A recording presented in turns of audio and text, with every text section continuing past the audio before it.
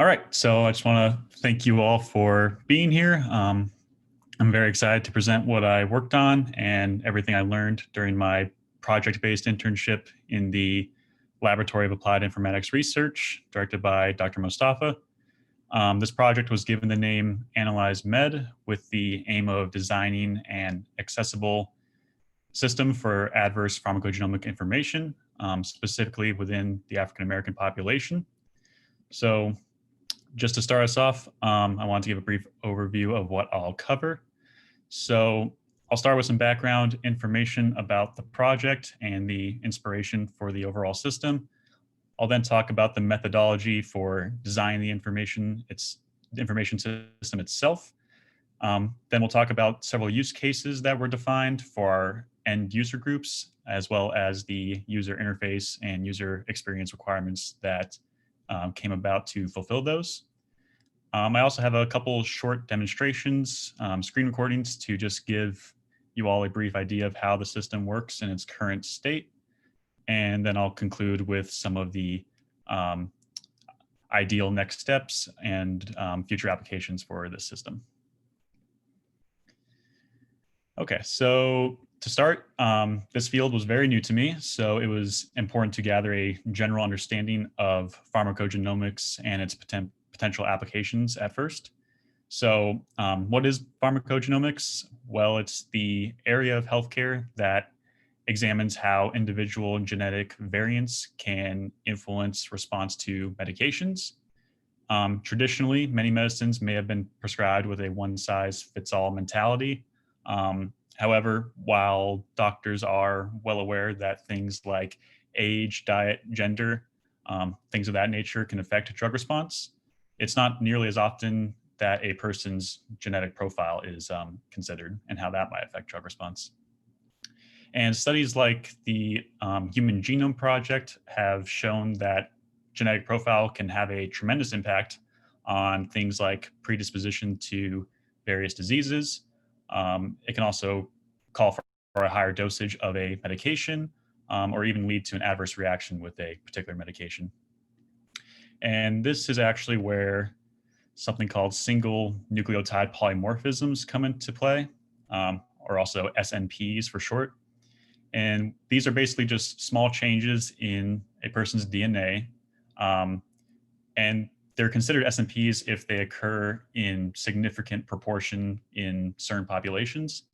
So essentially, we can infer from that that different ethnic groups can expect to have different predispositions for diseases, as well as different drug response compared to other ethnic groups. So why is this important? Well, if we're able to take these types of things into consideration, basically these mutations for various groups, we're more likely able to provide personalized treatments that work for them, and while also avoiding any unwanted adverse effects. And traditionally, even though the pharmacogenomics field itself is still relatively in its infancy, accessibility to this kind of information for minority groups tends to be an arduous task. So unfortunately, this has created a bit of a health disparity, leaving minority groups largely underserved. So therefore, a central aim of this project was designing the foundation of a system that would ultimately help reduce this disparity. Okay, so in regards to system design, the cohort for this project chose to look at African Americans specifically.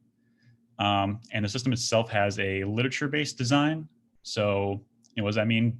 Basically, by looking at existing articles that have already considered or studied adverse drug gene reactions in this population, I was able to create an entity relational diagram, which you see there, which was kind of the building block for the backend database design.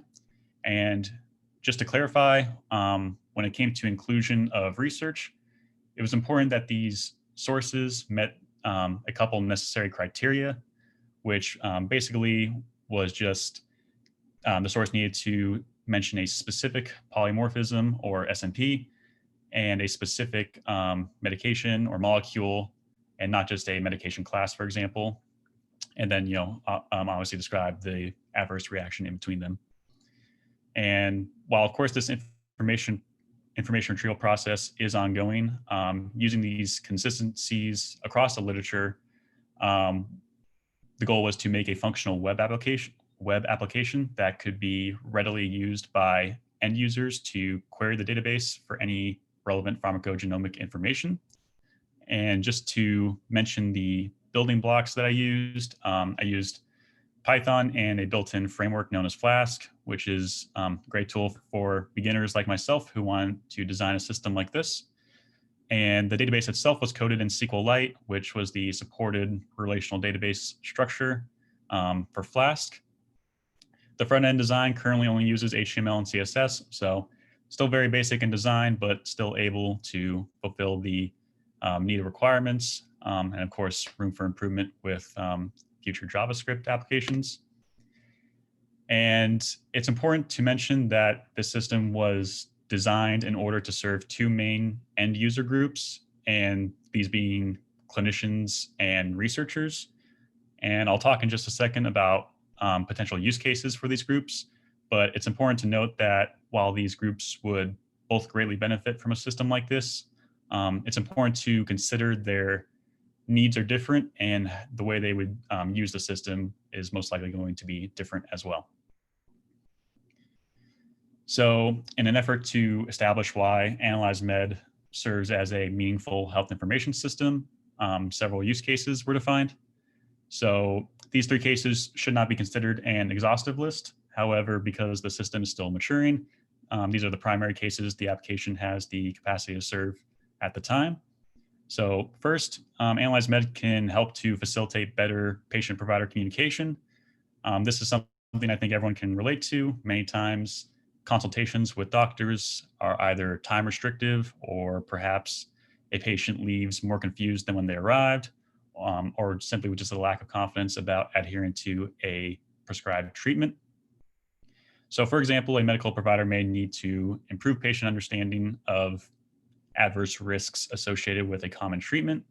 And though that treatment may be common and work well in most cases, that patient could have a genetic predisposition that would result in an unwanted interaction, or maybe even just call for a much higher dosage, which could create problems on its own. So therefore, it could be necessary to seek other treatment options that are more aggressive or more expensive. And this, of course, would be undesirable to the patient, but a system like AnalyzeMed can help providers show patients descriptions and sources of studied interactions, as well as offer recommendations or viable alternatives. And hopefully this would leave patients feeling more confident and comfortable with their treatment. And another case, this system hopes to fulfill a clinical decision support component at some point. So the system could act in conjunction with an alerting system, possibly built into an EHR system, where certain molecules may raise alerts, and providers who use the AnalyzeMed system can determine better if a genetic profile test should be administered to that patient, which in turn can help determine what treatment options may be best. And then a third use case, again, the system was built for both providers and researchers. So, the third use case could be facilitating pharmacogenomic research. So basically, if a researcher wants to access a repository of drug gene information, that would hopefully provide a highly usable and intuitive platform. Researchers can go into AnalyzeMed and find relevant data to their respective queries. So for example, if a genetic researcher is studying the associations with a specific polymorphism, the system can help narrow down their search and provide accurate data for them. And so in order to help fulfill these mentioned use cases, the next system was defining system requirements.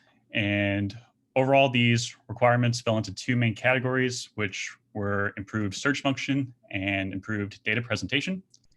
And again, this shouldn't be considered exhaustive, but definitely a good starting point to the overall application.